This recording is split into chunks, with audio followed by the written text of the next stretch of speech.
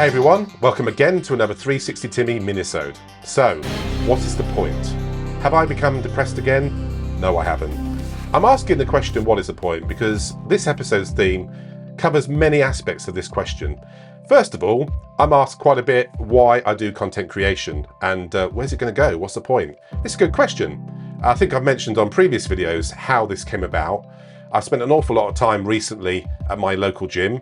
I certainly recommend that for mental health. Obviously it's for fitness, but I've also found the sauna, steam room, jacuzzi and swimming pool aspect of the gym I go to is very good for inspiration. You meet all kinds of ages and backgrounds, and they very much help me come up with my content creation strategy, if you like. So in terms of collaboration, it's very much the sum of the guests that I meet that continue to snowball and develop me as a person. I've had to brush up on my presenting to camera skills. So as I've previously discussed on the regular 360 Timmy interviews, I have to navigate where we're going. I have to do a bit of research, I have to ask questions, but I don't have to do so much talking direct to camera and coming up with some material that way. I very much rely on my guest to provide the content in terms of their life and the surroundings we're in. For myself, I use a fair bit of social media through results and transformations that I can share, but also just sharing tips and knowledge on stuff that I wanted to know about. Because when I started, I didn't initially have the help and support that I needed, so I wanted to then give that information out to other people. So for myself, I use it quite a lot. In terms of my dad's company, we should probably use direct marketing, but we don't use it as much as we should. But a lot of it's more sort of traditional face-to-face, but he's been doing that for 36 years. So it seems quite an established model. Yeah, it seems to work really, really well. But I think it's certainly something that we can improve upon, like anything in life. Yeah, but when it comes to these kind of episodes, I have to think up ideas, and it's a bit of a struggle sometimes. I mean, I'm pushing one of these out every week at the moment. And as I said, we'll see where that goes once I start the 360 interviews, but I'm incredibly inspired by the guests that have been on my show. So my first guest, Sam, I'm in regular contact with, and we're always chewing ideas over. In fact, it's a bit of a joke that I do see him a lot down my local gym in the sauna. Nothing dodgy going on there, but there's so many great ideas that come up. We talk about all kinds of things, creativity or business ideas. Some of them are bonkers, but you know, we call it Sauna Inc. It's actually a good name for creativity. And then other people get in, they pick up on what you're talking about, and before you know it, you've got a quorum of people. I wish I could record those sessions. I mean, that would be a bit dodgy, wouldn't it, recording in a sauna? But some of the discussions I've had have been absolute prize winners. And of course, some of my guests I've actually met in the sauna. In fact, when Sam's episode first went out, the very first 360 Timmy episode, I was talking away to him, and in the background was Abby or Fila, who featured later in one of my episodes. And you know, she asked, "What's this all about you're talking?" And I said, "Well, I do a podcast, and this is the kind of format." And she said, "Oh, I'm quite interested in doing that." So hence that relationship started there. So you know, these kind of things are incredible how they pick up pace, and I really want to see how Abby gets on, and in fact all my guests going forward, see where they've landed. As you probably picked up, each guest is different. For instance, Jackie Mortimer, who was my second guest, very inspiring, has run a youth dance company for absolutely years, and I can see the energy it still gives her to this day. Inspiring young people, creativity, and you can see how much of a great effect it has on you. People like Morgan, who's working on his next film and hoping to collaborate with him on that.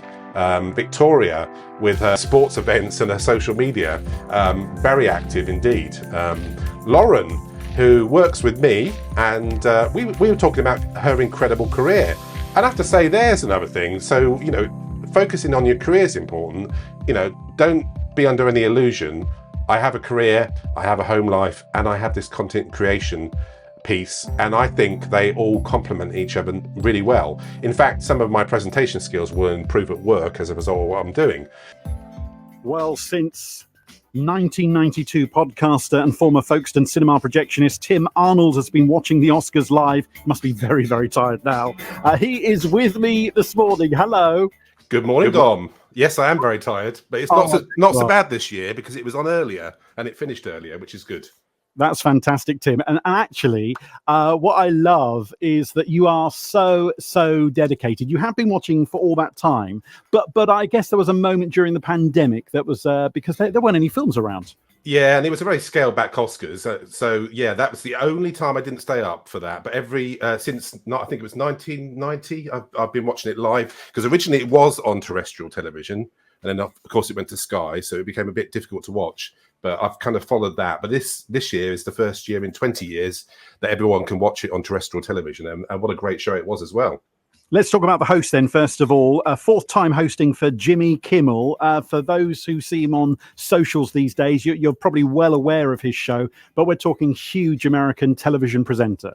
Yeah, and he's fantastic. He's a safe pair of hands. He's getting a bit, for me, like Billy Crystal. I mean, it's his fourth presentation of the awards. Billy Crystal's done, I think, about 7, so he's got some way to catch up. But very safe pair of hands. Obviously, the humour in the right place, and of course, everyone in the room knows him because they've been on his show. So very familiar. An excellent host.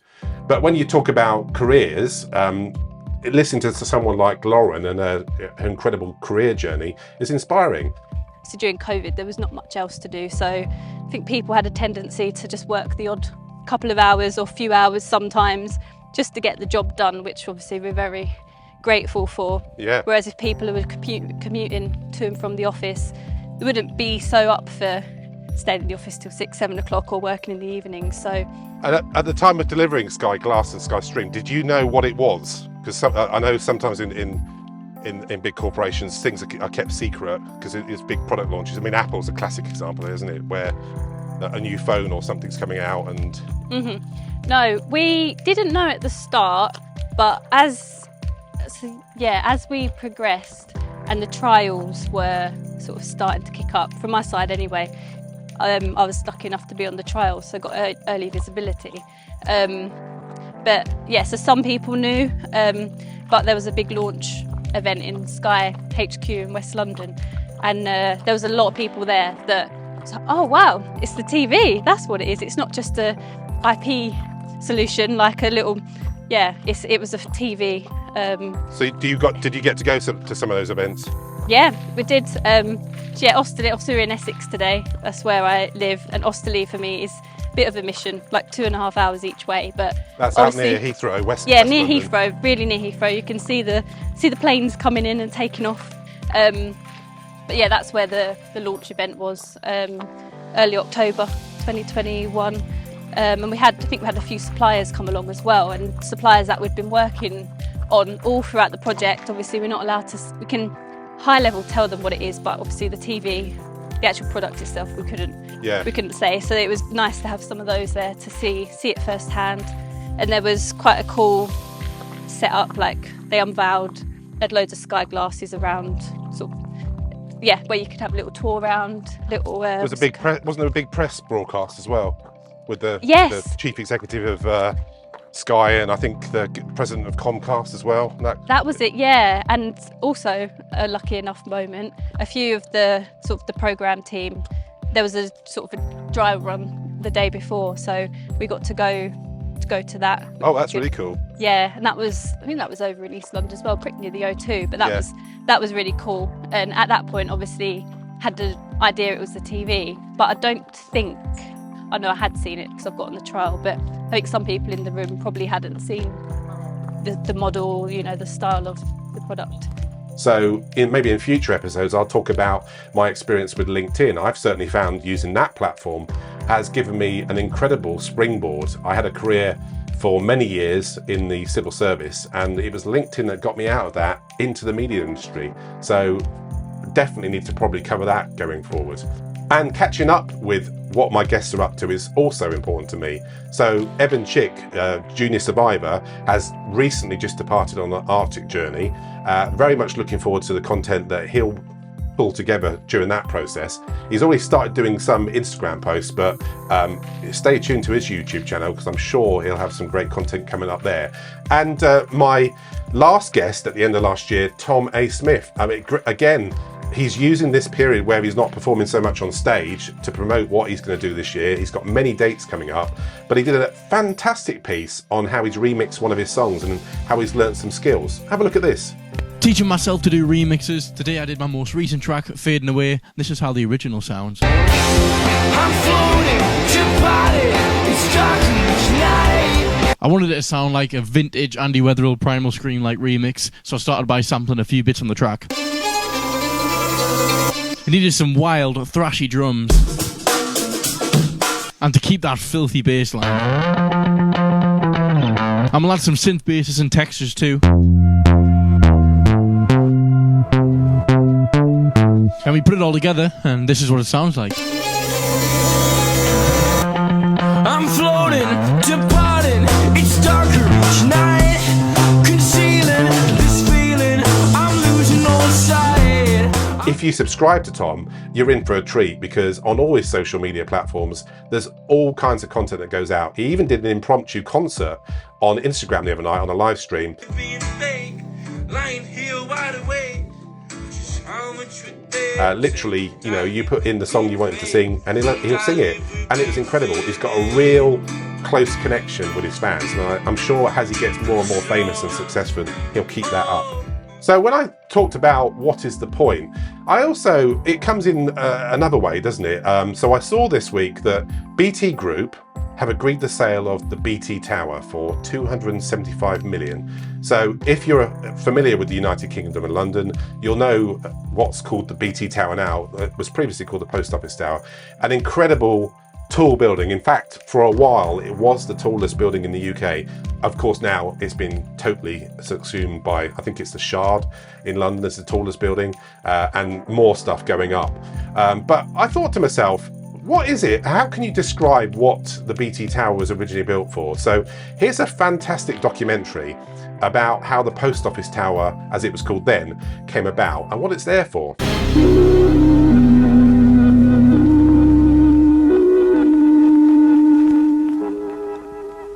London was the last of the world's great cities to start climbing upwards. As the rubble of the Second World War was cleared away, new and taller buildings began to rise. In a few years, the look of London changed entirely, and nothing changed it more than the building that was eventually to dominate the skyline, the Post Office Tower, tallest of them all.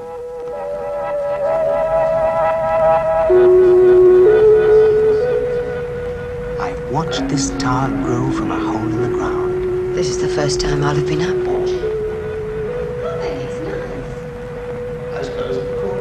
Why does it have to be so high, anyway?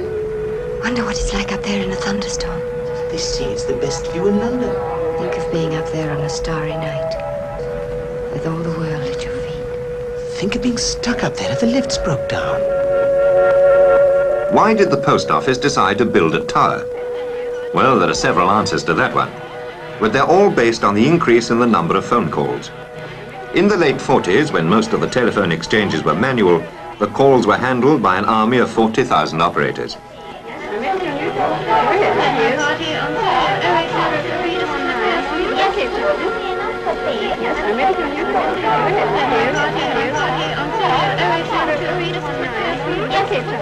Since those days, Britain's phone traffic has gone up 3 times over. To cope with it, more and more exchanges have been made automatic. Today, the whole field of telecommunications is expanding as never before.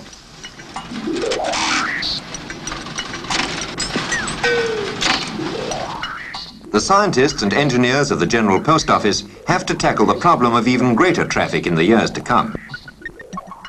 The work that was eventually to lead up to the building of the tower began in the mid-1950s. It started with the post office experts here at the Dollis Hill Research Station. They realized that a nationwide system of microwave radio links could be used to help carry the rapidly increasing number of trunk calls between London and other parts of the country. Slowly, stage by stage, the idea of the tower was worked out in miniature.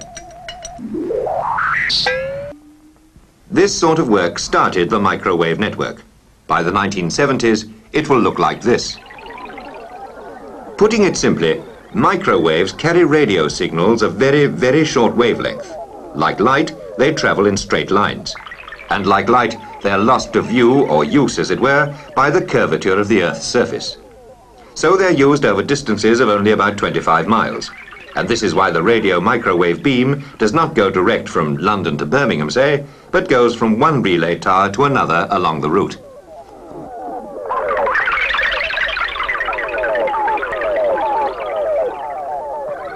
Naturally, the beam must not be obstructed. A hill or a tall building could cut it off. So the aerials must be placed high enough to clear any possible obstruction. Hence the height of the London Tower. It's higher by more than 600 feet of it. Tallest building in Britain.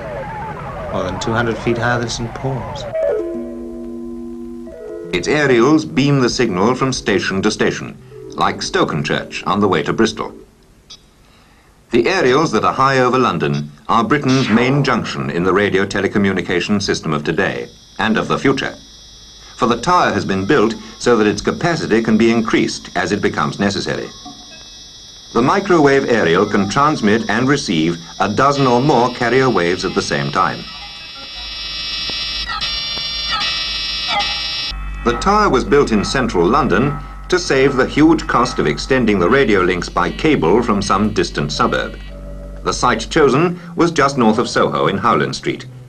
Here the Museum Telephone Exchange had for years been used also as a television junction, with cables linking it to the television stations.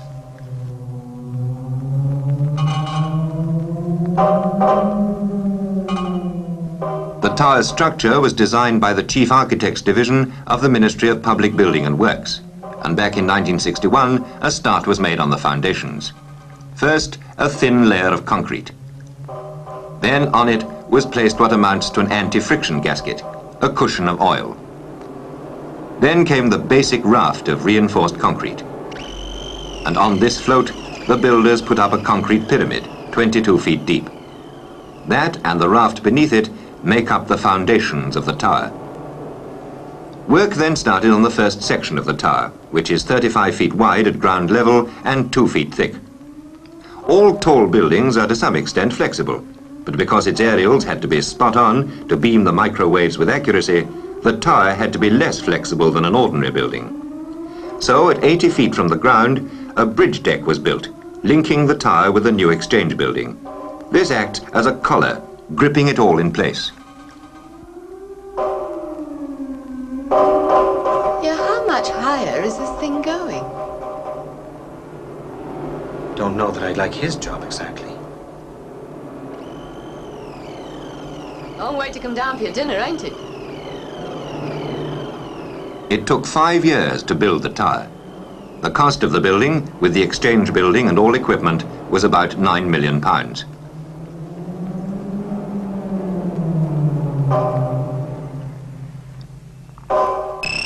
Up near the summit is the cocktail lounge, and directly below it, one of the highest tower restaurants in Europe. The observation platforms have become a major tourist attraction. The aerials are housed on 6 main galleries, with the transmission apparatus floors directly beneath them, serviced by a network of cable shafts.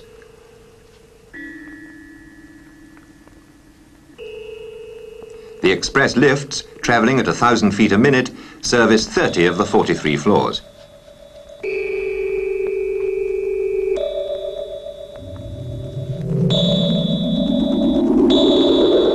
So it's such a landmark building, and it's a bit of a shame that its former use has come to an end, but I think a hotel's quite a good choice. I mean, the way they do things in London now is incredible. You've seen things like Sea Containers House being converted into a hotel, done in a really imaginative way, and we've got all kinds of venues in the capital city that I think are fantastic. So I'm really excited to see what will happen to BT Tower going forward. Will it go back to being called the Post Office Tower, hopefully? I guess that probably might be the way it goes, and well, I guess I'd like to stay there and see what it's like.